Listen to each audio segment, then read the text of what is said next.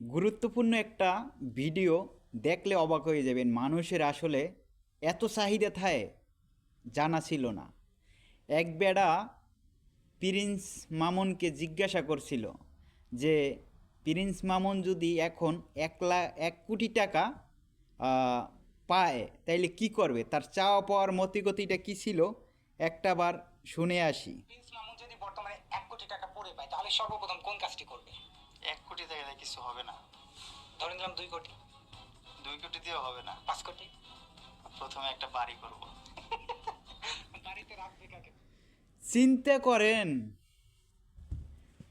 1 কোটি টাকায় তার হবে না, 2 কোটিতে হবে না, 5 কোটি লাগবে। 5 কোটি টাকা যদি পায় সে একটা বাড়ি করবে। আরে ভাই, কেন বাড়ির কথাটা আগে আইলো? তোমার কথা ছিল এইটা, তাইলে তো ভালো হইতো, আল্লাহও খুশি হইতো যে আমি